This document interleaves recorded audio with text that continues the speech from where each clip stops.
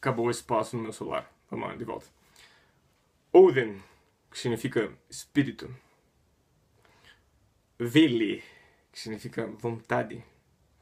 Ve, que é uma antiga palavra nessas línguas germânicas para algo que fosse um santuário, ou seja, um espaço físico.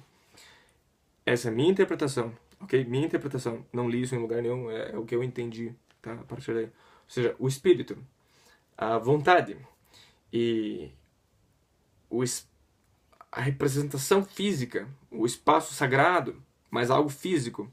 Os três juntos, formando o quê? A vida como, enfim, mais nós conhecemos, por exemplo, nós temos esse corpo, ok? Ve. Nós temos a vontade de fazer as coisas, vili. E nós temos aquilo que anima isso, dá ar, breath, enfim, que justamente anima, ótima palavra. Anima esse corpo, que dá vida a ele. Odin, consciência, espírito. Os três juntos decidiram pegar Ymir, que é essa frequência, essa vibração primordial, e dar forma a ela. E quem que é tudo isso? Quem que está fazendo tudo isso? A própria consciência. A própria consciência nesse nível mais primordial dela. Quando nem tínhamos consciência das coisas direito, mas aos poucos estávamos criando a percepção da realidade. Então, os três juntos, que na verdade são os mesmos, normalmente a gente fala que são irmãos, mas enfim, são só aspectos diferentes de Odin. Né?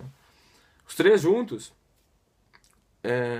eles representariam, basicamente, eles são um arquétipo do ser humano, basicamente. Os três juntos dando forma à vida, aos poucos. Então, a partir daí, a gente tem a criação o que é dito, que Ymir, a partir do corpo de Ymir foi criado, seu crânio foi feito céus, seu sangue, os rios, os mares, e os ossos, as rochas, e assim por diante. Lembram? Lembram. Então, Ymir, ele representa aquilo que está mais estagnado, vamos dizer assim, que a consciência, que a mente consegue captar de padrões mais estáveis na realidade. Que é o quê? Das primeiras coisas que a mente, né, enfim, que a criança em desenvolvimento vai começar a perceber são as coisas que menos variam, porque é mais fácil dela se acostumar com esses padrões. Né? Então, a partir daí, o mundo físico começa a tomar forma e a mente começa a se acostumar com esses padrões. E a partir daí essas coisas começam a nascer, entende? Não é que a montanha, as coisas realmente estão só nascendo a partir daquele momento, mas para aquele ser, para aquele indivíduo que está experienciando a vida naquele momento, as coisas começaram a surgir só naquele momento. E aí que tá, entende? Então, mas ok, eu acho que a partir daí eu posso já migrar um pouquinho mais além, né? Indo pra... Deixa eu ver.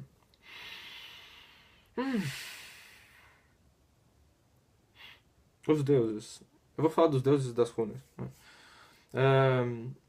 Eu acho que com toda essa ideia que já foi trazida agora, eu acho que já fica um pouco claro que a minha compreensão do que os deuses significam não são coisas, tipo, não são pessoinhas, coisas, forças assim, então, seres humanos grandiosos fazendo coisas, mas o próprio universo, tu mesmo, pois tu és um processo contínuo com todo o Gnung Agapa. Tu não estás a parte disso, tu és um processo do Gnung Agapa. Tá? Os deuses eu vejo simplesmente como as próprias leis da natureza, essas leis da tua própria consciência de ser como é. Entende? E as runas, aliás, antes de eu falar das runas, os nórdicos não tinham uma palavra que nós, como hoje, chamamos de deuses. Eles chamavam normalmente de Makta, de Regen, e Tyr, às vezes, enfim.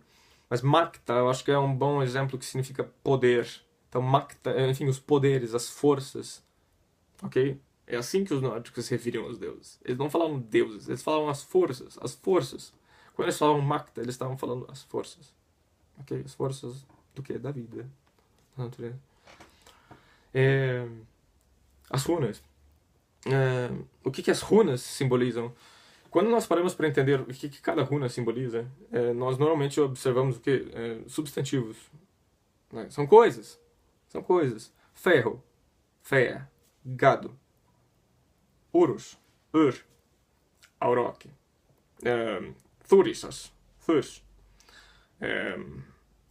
Enfim, é uma palavra dentro do antigo folclore escandinavo. Também hoje no norueguês existe como tussa. Tussa. Simbolizando, enfim, os espíritos da natureza e gnomos, seres realmente da natureza, os gigantes, enfim, que também hoje a gente fala mais como os gigantes, enfim. Normalmente são coisas. Tá? Ansus, ou os. Os Aesir, ou Odin.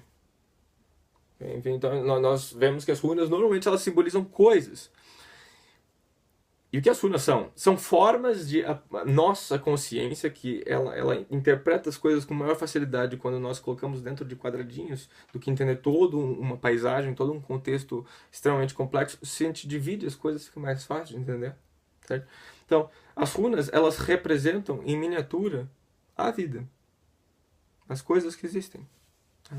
E quando nós jogamos as runas, nós temos em miniatura forças da natureza sendo representadas.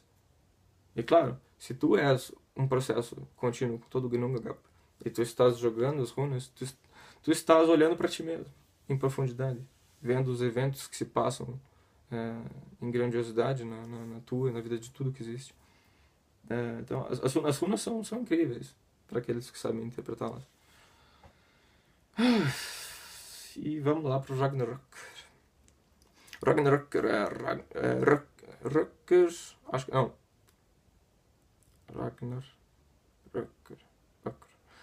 Rökker ou Rökker, não lembro, significa basicamente juízo. Juízo no sentido de trial, assim, do inglês. Enfim, julgamento. Tá? E Ragnar significa basicamente, é uma outra palavra para Magda, que são as forças, os deuses. Então, é o juízo dos deuses. Tá?